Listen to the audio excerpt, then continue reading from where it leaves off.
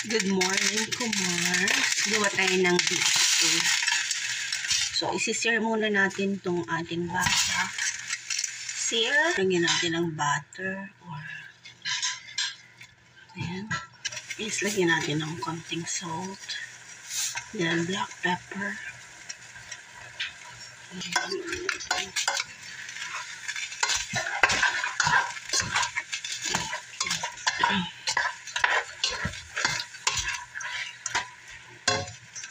Okay guys, ito na.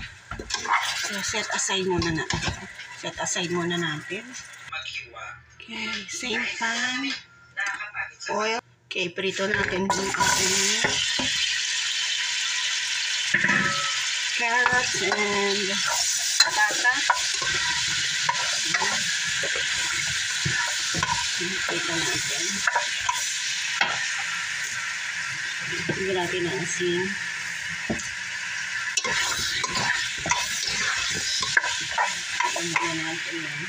Okay, lagyan natin ng bell pepper.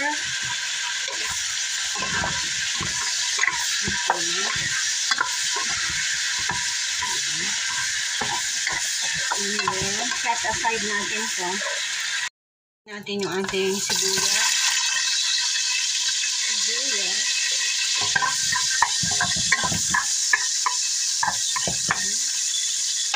Ating bawang.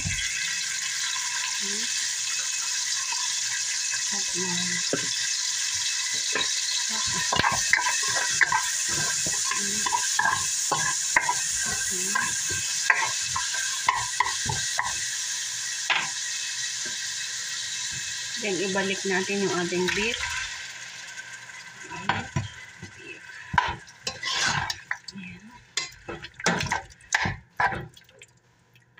Kinigyan natin ng toyo.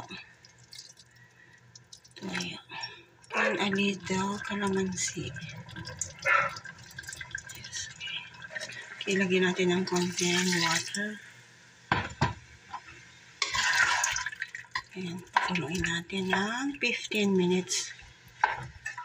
Ayan, 15 minutes. Palambutin lang natin yan. Okay, lagay natin yung ating celery.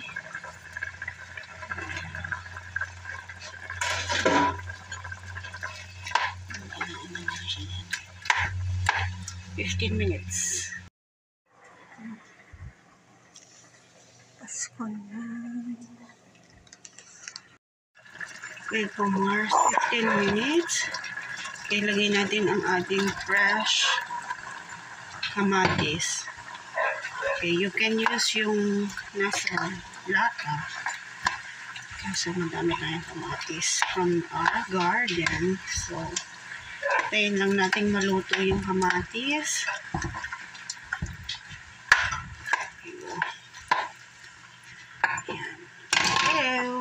Okay, yan ako Mars. Natunaw na yung ating kamatis.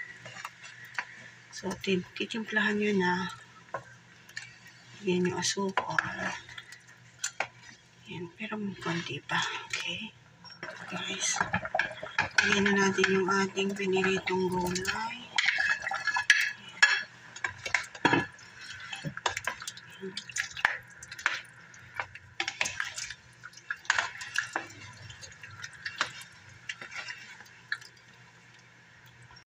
Guys, or white.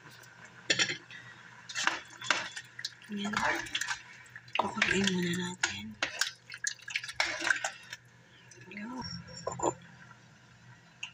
Pakuluin na lang natin. Okay, Kumars, lagyan natin ng green peas. Ayan. Konti na lang, maluluto na. Ayan. Good.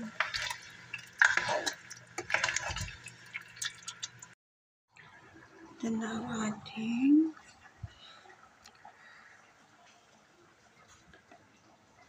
mechado caldereta.